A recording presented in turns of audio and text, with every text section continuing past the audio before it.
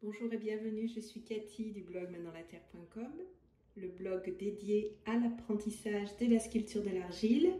Alors là, je suis en train de terminer une pièce. Bon, il y a encore quelques retouches à faire, mais je voulais vous profiter en fait de vous partager ce petit moment où je suis en train de travailler, vous voyez, l'ajout de gaz. Alors c'est une sculpture qui est donc en argile, comment dire, à cuire, hein, donc qui va être cuir. Pourquoi je vous dis ça? Parce que en fait, tout le tissu, la gaze, les fibres de la gaze vont brûler, donc disparaître, et il va rester donc juste la terre, hein, qui est, on va dire, mélangée avec le tissu. Voilà. Donc je sais qu'il y a beaucoup de personnes qui hésitent à faire brûler du tissu dans le four, et je peux le comprendre parce que quand on fait partie d'une association et tout, bon, c'est toujours un petit peu ennuyé. Quand c'est son four personnel, ça va, mais en fait là il y a très peu de matière qui va brûler, donc ça va pas du tout occasionner des fumées, voire des flammes, des choses comme ça. Après si vous voulez vraiment intégrer de la dentelle où il y a beaucoup de matière qui va brûler, effectivement ça peut être ennuyeux ou même nocif, donc soyez prudents.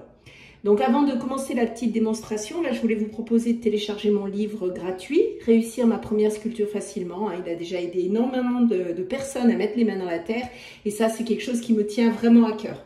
Allez, c'est parti. Ah oui, n'oubliez pas aussi de vous abonner, et puis si cette vidéo vous a plu, de me mettre un petit j'aime, parce que ça permet d'être mieux référencé, et du coup ça, comment dire, il y a plus de personnes qui vont mettre les mains dans la terre, et ça c'est vraiment, on va dire, ma mission. Allez, c'est parti pour la démonstration. Donc là, j'ai travaillé le drapé, j'ai fait un effet de drapé, donc je pourrais très bien le laisser comme ça, peut-être en travaillant un petit peu plus, et c'est ce que je vais faire sûrement par la suite, un petit peu plus finement, on va dire, le drapé. Je vous rappelle que le drapé, ce n'est pas quelques traits comme ça placés à la va-vite dans la terre. Hein. Le drapé, c'est vraiment quelque chose où vous allez passer beaucoup de temps. Moi, j'ai passé au moins, je crois que j'ai calculé au moins 6 heures, rien que sur le drapé là. Parce que il suit un mouvement et vous êtes dans le, comment dire, dans le réel, donc il vous faut quelque chose de logique. Donc j'ai fait un drapé qui est censé être, on va dire, coincé là comme ça sous les fesses, qui part comme ça. Bon, on est dans l'imaginaire, hein, on fait ce qu'on veut dans l'art, hein.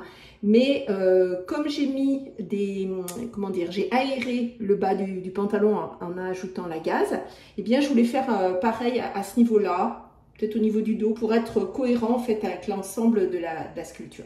Pour rappel, ça c'est une sculpture, j'espère que vous voyez bien. Ici en fait il y a un trou parce qu'il va y avoir une améthyste, une pierre, puisque mon travail est axé sur, c'est une exposition que je prépare, il est axé sur le mélange terre et pierre, pour que la sculpture soit chargée de la belle énergie de la pierre. Bon, j'aurai l'occasion de vous la montrer de toute façon. Alors, je vais commencer, vous voyez, peut-être par ici. Alors, la terre a déjà pas mal séché, parce que ça fait un moment que j'ai commencé la sculpture, donc j'hésite pas, évidemment, à la remouiller. Alors, quand vous remouillez vos sculptures, hein, ou vous mettez un petit coup de pchit, ou alors, vous pouvez aussi passer une éponge, hein, voilà. Donc, c'est vrai que le pchit, ça a tendance un peu à dégouliner et à faire une sorte de petit lac en bas qui peut détremper la pièce. Donc, soyez vigilants. Donc là, je choisis en fait de faire une ouverture, je pense ici, à ce niveau-là. Vous voyez, je vais le marquer comme ça, à peu près. Voilà, une ouverture comme ça, ici, en biais. Et là, donc, je vais creuser.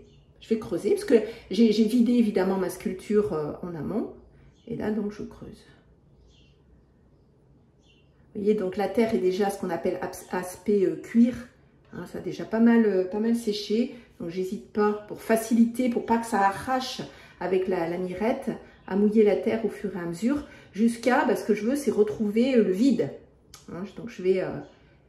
N'hésitez pas à me mettre en commentaire vos impressions, votre expérience sur les drapés. Parce que le drapé en sculpture, on va dire que c'est un incontournable. D'ailleurs, j'ai une formation sur ce sujet. Je vous propose de sculpter un petit moine zen. Et en même temps, comme il est drapé justement dans son vêtement, ça permet de vous apprendre à faire des drapés réalistes. Voilà. Et le drapé, il change complètement au niveau aspect en fonction de la qualité du tissu. C'est-à-dire que faites un essai chez vous, hein, si vous en avez l'occasion, hein, puisqu'on est dans le réel, alors autant faire des essais avec des choses réelles. Prenez un velours un peu lourd, mettez-le sur vous, mettez-le sur une chaise, pliez-le sur une chaise et faites pareil avec une gaze ou un voilage. Et vous allez voir évidemment que le premier, il fait très peu de plis, donc c'est des plis qui sont plutôt ronds et il y en a moins. Et puis le tissu léger, lui, va faire plein de plis. Donc si vous voulez faire un aspect plus léger ou un aspect plus rond, c'est à vous de choisir. Hein, vous voyez le rendu, ah ça y est, regardez, ça commence. Là, je commence à avoir le vide. Donc ça m'intéresse. Je vais remouiller encore un petit peu parce que voilà. Et là, je continue de creuser. Et d'ailleurs, les cheveux, c'est pareil. Hein, les cheveux, je compare toujours les cheveux aux drapés. Bon, ici, j'ai fait des cheveux que je vais encore travailler qui sont un peu spéciaux, voilà, parce que je voulais donner une ambiance particulière. Mais les cheveux, c'est comme le drapé. Hein. Je vois beaucoup de mes élèves qui me montrent des sculptures avec, voilà, ils ont mis le volume des cheveux, mais c'est quelques traits comme ça, vite fait. Donc, non, vous devez comprendre la coiffure. Vous devez suivre le mouvement de la coiffure. Souvent d'ailleurs, en premier, c'est faire une raie, ou si c'est un chignon, faire vos cheveux en arrière. Et puis travailler vos cheveux mèche par mèche. Hein. C'est comme le drapé, c'est important.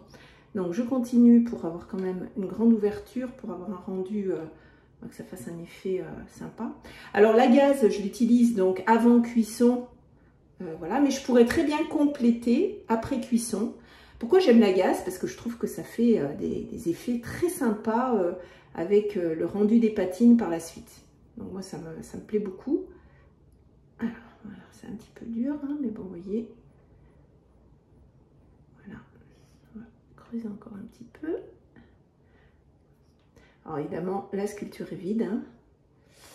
Vous savez que c'est très important, si vous cuisez vos sculptures, de les vider.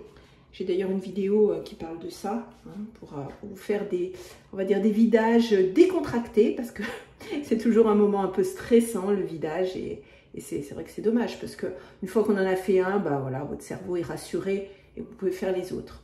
Bon, allez, on va dire que c'est bon. Donc là, ça colle plein de petites choses, mais ça, je les supprimerai après. Maintenant, je vais prendre ma gaze.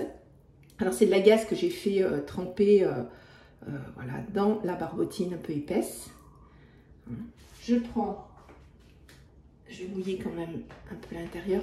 L'idée, c'est que toujours, que les taux d'humidité soient pareils pour éviter les décollements, les fissures et tout. Donc là, effectivement, j'ai une terre qui est déjà rassie, qui a déjà, on va dire, qui a bien durci, qui a gardé sa mémoire de forme.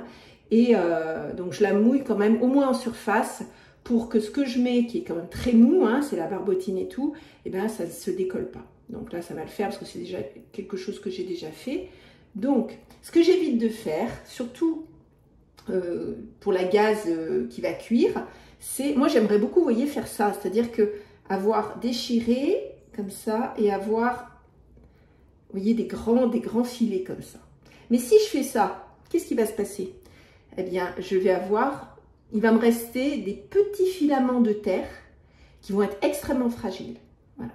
Donc ça, effectivement, j'aurais pu le faire, par contre, après cuisson, en collant la gaze avec de la colle à bois et en patinant. Voilà. Bon, là, j'ai choisi de faire comme ça. Je compléterai peut-être par la suite. Voilà, donc ce que je fais, c'est que, vous voyez, voilà, voilà. Donc là, je vais compléter un peu avec de la terre parce que pour moi, là, c'est trop fragile. Et je vais couper. Je vais couper. Allez, tout simple, hein, avec des ciseaux. Hop. Voilà. Et ça donne tout de suite un effet sympa. Alors, ce que je vais faire au lieu de compléter avec la terre, c'est que je vais en remettre une petite couche par-dessus. Voilà. Comme ça.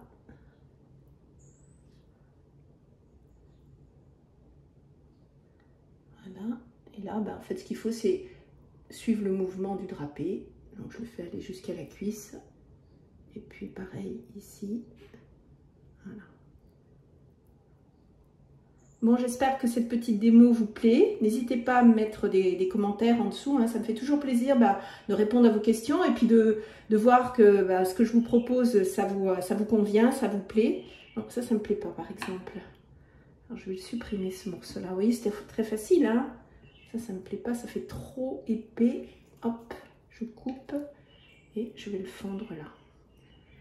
Voilà.